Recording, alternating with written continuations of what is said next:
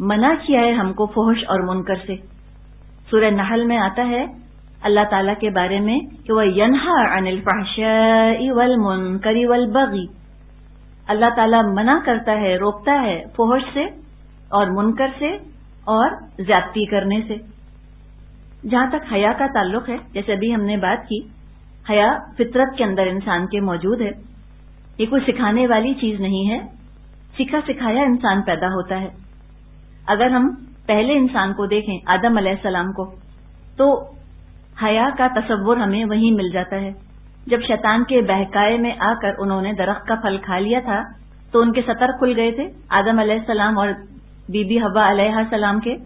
تو فوراً انسٹنکٹیولی انہوں نے اپنے آپ کو پتوں سے ڈھانکنے کی کوشش شروع کر دی تھی. وہاں تو کوئی سکھانے والا نہ تھا، ان کو کوئی انڈاکٹرینیشن نہیں ہوئی تھی، لیکن فطری جذبہ ان کے اندر تھا کہ ان کو اپنی اریانی، اپنا یہ برہنہ پن، یہ نیکڈنس ان کو اچھی نہ لگی اور فوراً ہی اپنے آپ کو انہوں نے ڈھانپنا شروع کر دیا. اب شیطان کی جو ہم بات کر رہے ہیں کہ شیطان کس طرح اس حیا پر حملہ آور ہوتا ہے، وہ ہوتا ہے ڈائریکٹلی نہیں. شیطان ڈائریکٹلی منکر کا حکم نہیں دیتا، ڈائریکٹلی فحش کا حکم نہیں دیتا، براہ راست یہ حکم نہیں دیتا، بلکہ پہلے وہ منکرات کی طرف انسان کو راغب کرتا ہے. اب یہ منکر کیا ہے؟ منکر کا مطلب ہوتا ہے برائی. اس میں وہ چیزیں بھی آتی ہیں جن کا برا ہونا انسان خود جانتا ہے، مثال کے طور پہ جھوٹ یا چوری. اور منکر کے اندر وہ چیزیں بھی آتی ہیں کہ جن کا برا ہونا انسان خود نہیں جان سکتا. اللہ تعالیٰ نے شریعت کے ذریعے سے ہمیں مطلع کر دیا کہ دیکھو یہ منکرات ہیں. مثال کے طور پہ سود منکر ہے، مثال کے طور پہ شراب یہ بھی منکر ہے. تو یہ منکر کیا ہیں؟ منکر دراصل وہ کام ہیں جو انسان کی فطرت کو مسخ کر دیتے ہیں، ڈسٹارٹ کر دیتے ہیں ہیومن نیچر کو. شریعت انسان کی فطرت کی حفاظت کرتی ہے اور اس کو خالص رکھتی ہے. اسی لیے شریعت میں سود اور رشوت جیسی آمدنی کے ذرائع پر پابندی ہے. اللہ تعالیٰ کی حرام کی ہوئی چیزوں کے ذریعے غذا حاصل کرنا یہ منکر ہے، اور یہ منکر انسان کو فحش کی طرف لے جاتا ہے. آدم علیہ السلام سے خطا ہوئی، اللہ تعالیٰ نے جس درخت سے منع کیا تھا اس کا پھل انہوں نے چکھا تو کیا ہوا؟ لباس اتر گئے. تو لباس اترنے کا باعث کیا چیز بنی؟ حرام لقمہ، حرام نوالا. جتنا انسان حرام اور ناجائز کمائی میں ملوث ہوگا اتنی ہی بے حیائی کے مواقع بڑھتے چلے جائیں گے اور حیا جو ہے وہ اندر سے ختم ہوتی چلی جائے گی. قرآن نے ہمیں یہ سبق سکھا دیا کہ حیا چاہتے ہو تو سب سے پہلے حلال کماؤ اور حلال کھاؤ. اسی لیے سود کے بارے میں آتا ہے کہ سود کا 1 درہم لینا 36 دفعہ زنا کرنے سے زیادہ سخت ہے. تو زنا کا فحش ہونا، بے حیائی ہونا یہ تو ہمارے سامنے واضح ہے، لیکن سود کا کھانا اس کو بے حیائی نہیں سمجھا جاتا. تو وہ بھی ہے، منکر میں پڑنا یہی چیز انسان کو بے حیا بنا دیتی ہے. شراب کو جو اللہ تعالیٰ نے حرام کیا، ایک وجہ یہ ہے کہ یہ انسان کو اپنی حفاظت سے غافل کر دیتی ہے. اللہ تعالیٰ نے انسان میں 2 حفاظتی قوتیں رکھی ہیں، 2 پروٹیکٹیو انسٹنکٹس رکھی ہیں. ایک ہے خوف اور دوسری ہے حیا. شراب ان دونوں انسٹنکٹس کو دبا دیتی ہے. نشے کی حالت میں انسان ایسے بے حیائی کے کام کر جاتا ہے جو عام طور پر کبھی نہ کرے. یہ لفظ جو ہے حیا اور حیات، حیا اور حیات دونوں کا مادہ روٹ ایک ہی ہے. اگر حیا ہے تو حیات ہے، اور اگر حیا مٹ جائے تو پھر زندگی اجتماعی طور پہ، معاشرے کی اجتماعی زندگی خطرے کا شکار ہو جاتی ہے. جب ہم حیا کی بات کرتے ہیں ہمارے دماغوں میں ایک حیا کا روایتی سا تصور آتا ہے. خاص قسم کی وضاقتہ کو حیا سمجھا جاتا ہے، اور حیا کو عورت کے ساتھ مخصوص سمجھا جاتا ہے کہ حیا تو بس عورتیں کرتی ہیں، حالانکہ ایک خاص وضاقتہ اختیار کرنا یا عورت کا حیادار ہونا، یہ سب چیزیں حیا کا حصہ ہیں، کل حیا یہ نہیں ہے۔ دوسری طرف حیا کو کمزوری یا انڈر کانفیڈنس، کم ہمتی یا اعتماد کی کمی کے ساتھ کنفیوز کر دیا جاتا ہے کہ یہ شاید تعلیم کی کمی کی وجہ سے حیا پیدا ہو جاتی ہے، یہ کوئی کمزوری کی علامت ہے، یہ ایک اور ایکسٹریم ہے۔ بات یہ نہیں ہے، دراصل حیا ایک پورا رویہ ہے، پورا ایٹیٹیوڈ ہے، اور خالق اور مخلوق دونوں کے ساتھ درست رویے کا نظام ہے پورا۔ خالق کے ساتھ بھی حیا ہوگی تو رویہ اللہ کے ساتھ ہمارا درست رہے گا، اور مخلوق کے ساتھ ہم حیا کریں گے تو مخلوق کے ساتھ بھی ہمارا معاملہ درست رہے گا۔ حیا کی حیثیت انسان کے دماغ میں محافظ کی سی ہے۔ ابھی ہم نے فطرت کی بات کی، فطرت کی محافظ ہے حیا، انسان کے دماغ کی، عقل کی بھی محافظ ہے حیا۔ جو خیالات آتے ہیں ان کو حیا فلٹر کر دیتی ہے، چھان دیتی ہے ایک طرح سے۔ یوں سمجھیے کہ حیا ایک چھلنی کی طرح ہے جس میں سوچ اور خیالات چھن جاتے ہیں، برے خیالات، بری سوچ چھٹ جاتی ہے، اچھے خیالات، اچھی سوچ پروان چڑھتی ہے۔ اور یہی تو تزکیہ ہے، یہی تو تزکیہ ہے کہ اچھی سوچ آئے۔ تو پتہ یہ چلا کہ تزکیہ حاصل کرنے کے لیے حیادار ہونا نہایت ضروری ہے۔ ابھی ہم نے بات کی کہ حیا پورا رویہ ہے، پورا نظام ہے کہ خالق سے ہم تعلق کیسے رکھیں، مخلوق سے تعلق کیسے رکھیں۔ تو بات ہم شروع کرتے ہیں اللہ تعالیٰ کے ساتھ تعلق سے، کہ اللہ تعالیٰ کے ساتھ درست تعلق کی بنیاد کیا ہے۔ اللہ سے درست تعلق کی بنیاد دو چیزوں پر ہے، الحیا اور الذل، حیا کا ہونا اور عاجزی کا ہونا۔ اگر یہ دو چیزیں ہیں انسان کے اندر تو اب اللہ سے اس کا رویہ درست ہو جائے گا۔ اللہ سب سے زیادہ حقدار ہے اس بات کا کہ اس سے حیا کی جائے۔ یہ حدیث ہے ترمذی میں، عبداللہ بن مسعود رضی اللہ عنہ سے روایت ہے، رسول اللہ صلی اللہ علیہ وسلم نے فرمایا، اللہ تعالیٰ سے ایسی حیا کرو جیسی اس سے حیا کرنی چاہیے۔ مخاطبین نے عرض کیا، الحمدللہ ہم اللہ سے حیا کرتے ہیں۔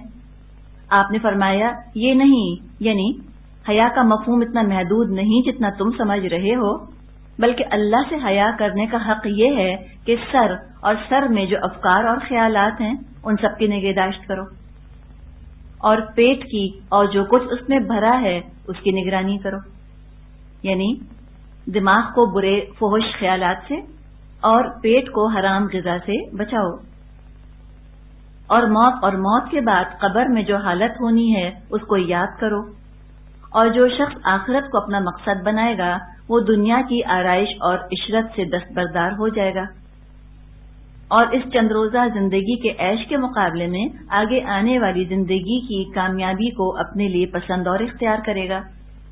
بس جس نے یہ کیا سمجھو اللہ سے حیا کرنے کا حق اس نے ادا کر دیا۔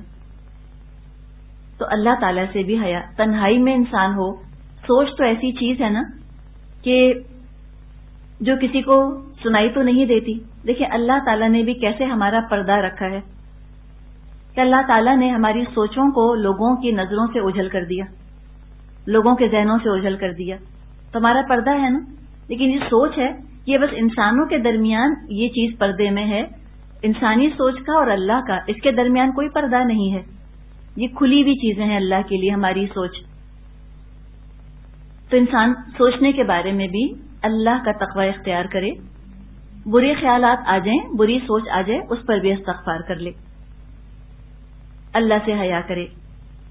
اور اللہ سے حیا کرنے کا ایک اظہار اس طرح بھی ہوگا کہ انسان کبھی تنہائی میں بھی بے لباس نہ ہو، کوئی نہیں دیکھ رہا، اللہ تو ہے، فرشتے تو ہیں، تو انتہائی شرعی ضرورت کے بغیر، شرعی ضرورت کے اندر نہانا دھونا، فارغ ہونا اور کچھ معاملات آتے ہیں، تو شرعی ضرورت میں تو اجازت ہے اللہ کے بعد انسانوں میں سب سے بڑا حق والدین کا ہوتا ہے، تو والدین سے بھی حیا کرنی ہے۔ والدین سے حیا کا ایک بالکل غلط تصور ہے جو کہ رواج پا گیا ہے۔ حیا کا ایک بالکل غلط تصور ہے جو کہ رواج پا گیا ہے۔ اس میں یہ تصور ہے کہ پوچھنے والی باتیں بھی بعض دفعہ بچے ماں باپ سے نہیں پوچھتے، کہتے ہیں ہمیں شرم آتی ہے۔ کوئی ان کے اپنے مسائل ہیں، وہ بڑے ہو رہے ہیں، بلوغت پر آ رہے ہیں، کچھ تبدیلیاں پیدا ہو رہی ہیں، کچھ تبدیلیاں واقع ہو رہی ہیں، کچھ فزیکل چینجز یا کچھ ایموشنل چینجز ہیں جو کہ آ رہے ہیں۔ بچے بعض دفعہ ماں باپ سے ڈسکس ہی نہیں کرتے، کہتے ہمیں شرم آتی ہے۔ تو یہ اس شرم کی بات میں یہ شرم اچھی نہیں ہے۔ یا بعض دفعہ والدین شرماتے ہیں بچوں سے بات کرتے ہوئے ان فیزیولوجیکل چینجز کے بارے میں، تو یہ شرم یہ مناسب نہیں، یہ نہیں ہونی چاہیے۔ کون سی حیا اچھی نہیں ہے، انشاءاللہ تھوڑی سی ابھی ہم نے بات کی، تھوڑی آگے بات کریں گے۔ فی الحال جو ہم بات کر رہے ہیں وہ ذرا مختلف ہے۔ جو والدین سے حیا کی بات کی گئی، والدین سے حیا میں یہ چیز آتی ہے کہ وہ کام کرتے ہوئے شرم آئے جس سے والدین ناراض ہوں یا ان کی عزت پر حرف آئے، یہ ہے والدین سے حیا۔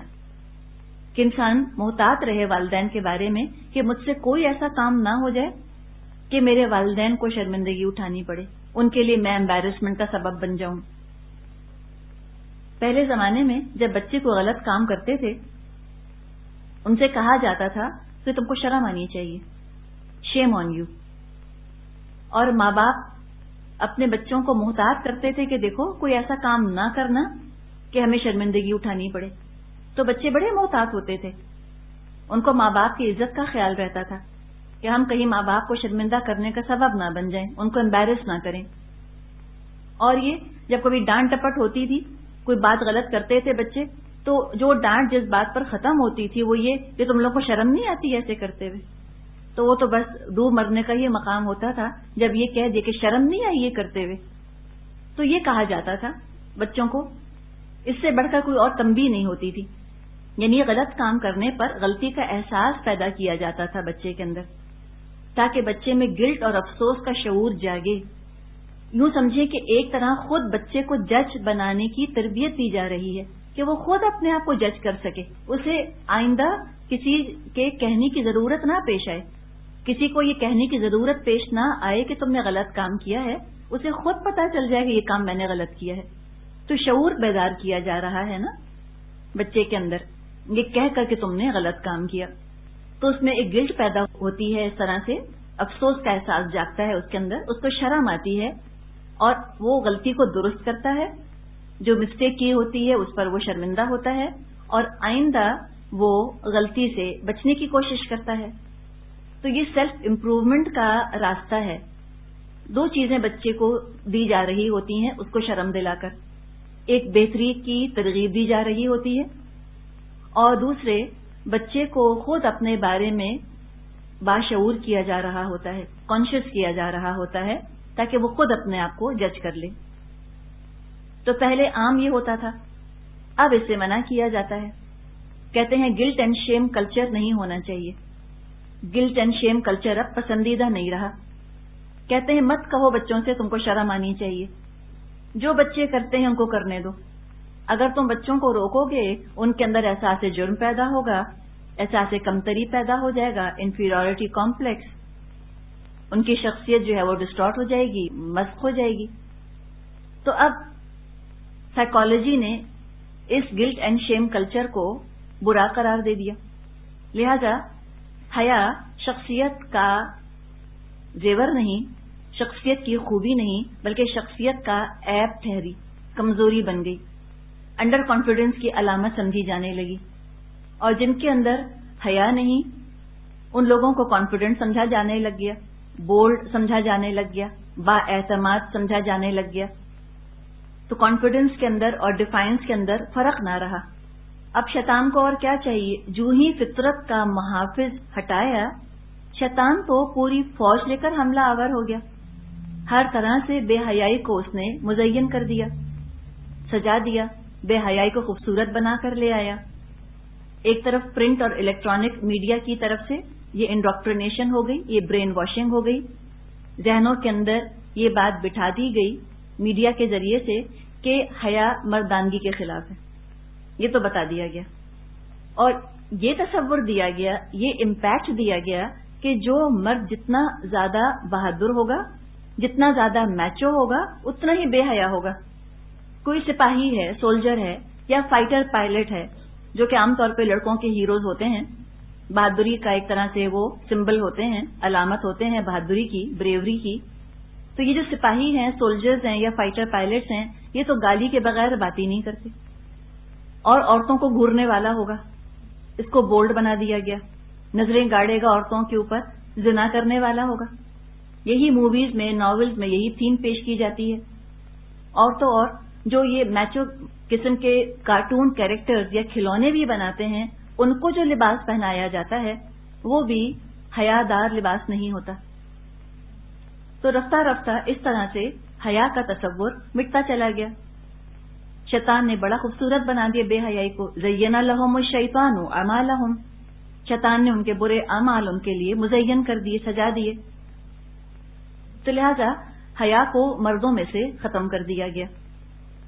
آج اگر کسی لڑکے کے لیے یہ کہہ دیا جائے کہ یہ شرماتا ہے، اس سے بڑی بے عزتی نہیں ہو سکتی، یا شریف کہہ دینا کسی لڑکے کو کہ بڑا شریف ہے، یہ تو اس کی مردانگی کے خلاف بات پڑ جاتی ہے جا کر۔ اب جب معاشرے میں مردانگی کے ہم اس مسخ شدہ معیار کو اپناتے ہیں، اس ڈسٹارٹڈ امیج کو ہم دماغ میں لے کر آتے ہیں، اس کو ہم اپنا لیتے ہیں، تو معاشرے کے اندر ظاہر ہے کہ فساد ہی فساد مچے گا، عزتیں محفوظ نہیں رہتی، اس کے اندر بگاڑ پیدا ہوتا ہے، عورت مرد کے تعلق میں خرابی آ جاتی ہے، اس لیے کہ عورت مرد کے تعلق میں جو بیریئر ہے وہ تو حیا کا بیریئر ہے۔ صحیح تعلق مرد عورت کا استوار ہو نہیں سکتا اگر اس کے اندر حیا نہ ہو۔ جب حیا اٹھ گئی، تعلقات بگڑ گئے، تعلقات صحت مند نہ رہے۔ تو یقیناً اس میں جو بچوں کی ہم بات کر رہے ہیں کہ انہوں نے رول ماڈل اپنا ایسوں کو بنایا، تو قصور والدین کا بھی تو ہے اس کے اندر۔ والدین ان کو صحیح رول ماڈل نہ دے پائے۔ ایسے بھی لوگ دنیا میں گزرے ہیں جو انتہائی بہادر تھے، انتہائی کیرزمیٹک تھے، دنیا کی تاریخ پر گہرا اثر ڈالا، جنگیں بھی لڑتے تھے، ساتھ ساتھ انتہائی باحیا بھی تھے، نظریں نیچی رکھنے والے تھے، اپنی عزت کی حفاظت کرنے والے تھے، زنا سے بچنے والے تھے، زنا کو بہت برا سمجھتے تھے، کنڈیم کرتے تھے۔ تو کیوں ہم ان کو صحابہ کے بارے میں نہ بتائیں؟ ضرور بتائیے صحابہ کے بارے میں، بتائیں علی رضی اللہ عنہ کے بارے میں، اور بتائیں ابو بکر اور عمر اور عثمان کے بارے میں رضی اللہ عنہم کہ کیا زبردست لوگ تھے، کتنے بہادر اور کیسے باحیا تھے۔ خود نبی اکرم صلی اللہ علیہ وسلم کے بارے میں آتا ہے کہ آپ غیر شادی شدہ لڑکی سے بڑھ کر حیادار تھے، اتنی آپ کے اندر شرم تھی، اتنی آپ میں حیا تھی، اور آپ کے مبارک ساتھیوں میں بھی یہ خوبی پائی جاتی تھی۔ مکمل لباس پہنتے تھے، ستر ڈھانپنے والا لباس پہنتے تھے۔ نبی اکرم صلی اللہ علیہ وسلم نے کسی زندہ یا مردہ انسان کی ران پر، تھائے پر نظر ڈالنے سے منع فرمایا ہے۔ اتنی اسلام میں حیا ہے کہ مردے کو بھی جب نہلایا جاتا ہے تو بھی حیا کا بہت پاس رکھا جاتا ہے، موٹی چادر اوپر ڈالی جاتی ہے اور چادر کے نیچے سے نہلایا جاتا ہے تاکہ جسم نہ کھلے۔ تو مردہ کی ران پر بھی نظر ڈالنے سے آپ نے منع فرمایا ہے۔ صحابہ نے ان تعلیمات پر عمل کیا، لیکن اس نے ان کو کسی چیز سے روکا نہیں، امپیڈمنٹ نہیں بنی حیا۔ انہوں نے جنگوں میں حصہ لیا اور جنگیں جیتیں، صحابہ نے کھیل کھیلے، انہوں نے تیراکی بھی کی، دنیا فتح کر لی، لیکن سطر کبھی نہ کھلے۔ تو پروگریس کے لیے یا زندگی میں بھرپور حصہ لینے کے لیے سطر کا کھلنا کوئی شرط نہیں، بلکہ عثمان رضی اللہ عنہ بہت زیادہ وہ حیا کرنے والے تھے۔ نبی اکرم صلی اللہ علیہ وسلم نے فرمایا ہے اکثرہم حیاء عثمان، سب سے زیادہ حیا کرنے والے تو عثمان ہیں۔ تو اسلام کا یہ نظریہ نہیں ہے کہ حیا صرف عورت کے لیے ضروری ہے اور مرد کے لیے ضروری نہیں، مرد کے لیے بھی حیا اتنی ہی ضروری ہے جتنی عورت کے لیے ضروری ہے۔ اب ہوا کیا، جب ہم فطرت سے دور ہٹے تو مسئلہ یہ پیدا ہوا کہ بیٹوں کو باحیا بنانے کے بجائے اپنی بیٹیوں کو بھی حیا سے محروم کر دیا. ہم نے کہا ہم ایکوالٹی کریں گے. چلو ایکوالٹی بھی کرتے تو بیٹوں میں حیا کی خوبی پیدا کرتے جو بیٹیوں میں تھی. ایسے کیا, اتنا ظلم کیا ہم نے اپنی اولاد پر کہ بیٹے تو حیا سے عاری تھے, بیٹیوں کو بھی حیا سے محروم کر دیا. اب وہ بھی حیا کو اچھا نہیں سمجھ